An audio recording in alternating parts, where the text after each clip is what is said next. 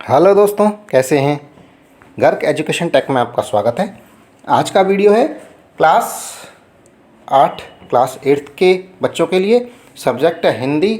पुस्तक का नाम है वसंत भाग 3। चैप्टर संख्या है 4। चौथा पाठ है जिसका शीर्षक है दीवानों की हस्ती। इसके लेखक हैं भगवती चरण वर्मा। अध्याय 4 दीवानों की हस्ती के सारे प्रश्न उत्तरों को आज इस वीडियो में देखेंगे। सबसे पहले कविता से पहला प्रश्न है, कवि ने अपने आने को उल्लास और जाने को आंसू बनकर बह जाना क्यों कहा है। उत्तर, कवि ने अपने आने को उल्लास इसलिए कहा है क्योंकि वह जहाँ भी जाता है लोगों में खुशियाँ बांटता है, जिससे लोगों को अपने दुख भूलने का अवसर मिल जाता है। लोगों में जब खुशियाँ बांटेंगे तो वो अपने दुखों को कुछ पलों के लिए भूल जाते हैं। तथा कवि ने जाने को आंसू बनकर कह जाना इसलिए कहा है क्योंकि कवि के जीवन में खुशियाँ अस्थायी रहती हैं। जब भी कोई खुशी आती है थोड़ी देर में कोई दुख आ जाता है, तो कवि उसे अपनी असफलता मानता है तथा इससे कवि को दुख भी होता है। प्रश्न संख्या 2, भिखमंगों की दुनिया में बेरोक प्यार लुटाने वाला कवि ऐसा क्यों कहता है कि वह अपने हृदय पर असफलता का एक निशान भार की तरह, वजन की तरह, बोझ की तरह लेकर जा रहा है। क्या वह निराश है या प्रसन्न है, बताइए।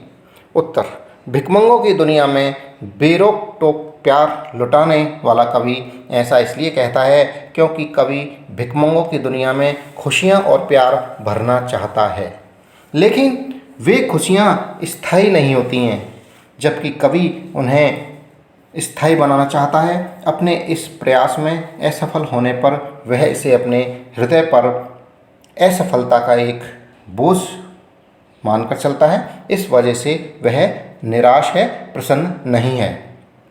प्रश्न संख्या 3, कविता में ऐसी कौन सी बात है जो आपको सबसे अच्छी लगी। उत्तर, कविता में हमें सबसे अच्छी बात दीवानों की मस्ती लगी, क्योंकि ये दीवाने सुख दुख सब सहते हुए मस्त रहकर दूसरों पर अपना प्यार लुटाते हैं। इसके साथ ही जान हथेली पर रखकर देश को आज़ाद करवाना चाहते हैं। कविता से आगे प्रश्न संख्या 1, जीवन में मस्ती होनी चाहिए, लेकिन कब मस्ती हानिकारक हो सकती है। सहपाठियों के बीच, अपने जो साथी हैं उनके बीच में इस विषय पर चर्चा करें। उत्तर, जीवन में मस्ती होनी चाहिए क्योंकि इससे ही व्यक्ति अपने जीवन में आनंद तथा हर्ष उल्लास का अनुभव करता है, अपने मानसिक तनाव को इससे दूर भगा पाता है और इस वजह से वह स्वस्थ भी रहता है और चैन की सांस लेता है। लेकिन हमारे द्वारा की गई मस्ती से यदि कोई अन्य व्यक्ति को परेशान हो रहा है या दुखी हो रहा है, तो वह मस्ती हमारे और अन्य दोनों के लिए हानिकारक हो सकती है। अनुमान और कल्पना, अनुमान लगाकर और कल्पना से ये प्रश्नों के उत्तर देने हैं। पहला प्रश्न है, एक पंक्ति में कवि ने यह कहकर अपने अस्तित्व को नकारा है कि हम दीवानों की क्या हस्ती हैं, आज यहाँ कल वहाँ चले। दूसरी पंक्ति में उसने यह कर अपने अस्तित्व को महत्व दिया है कि मस्ती का आलम साथ चला, हम धूल उड़ाते जहाँ चले। यह फाका मस्ती का उदाहरण है। अभाव में भी खुश रहना फाका मस्ती कही जाती है। फाका मस्ती का मतलब है अभाव है, कुछ नहीं है, फिर भी हम खुश रह रहे हैं, इसी को फाका मस्ती कहा जाता है। कविता में इस प्रकार की अन्य पंक्तियाँ भी हैं, उन्हें ध्यानपूर्वक पढ़िए और अनुमान लगाइए कि कविता में परस्पर विरोधी बातें क्यों की गई हैं।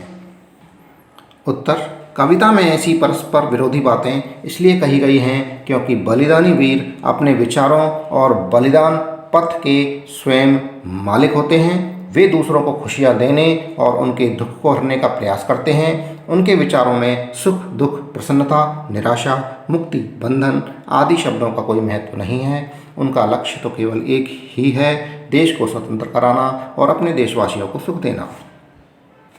भाषा की बात में एक ही प्रश्न है। संतुष्टि के लिए कवि ने छककर, जी भरकर और खुलकर जैसे शब्दों का प्रयोग किया है, इसी भाव को व्यक्त करने वाले कुछ और शब्द सोचकर लिखिए, जैसे हंसकर, गाकर। तो ये कुछ और शब्द हैं, मस्त होकर, खुश होकर, झूमकर, नाचकर, प्रसन्न होकर आदि। दोस्तों, इसी के साथ में ये वीडियो समाप्त हुआ। जो चैनल पर नए हैं वो चैनल को सब्सक्राइब जरूर कर लें। वीडियो पसंद आ रहा है तो वीडियो को लाइक कर लें। धन्यवाद, थैंक यू।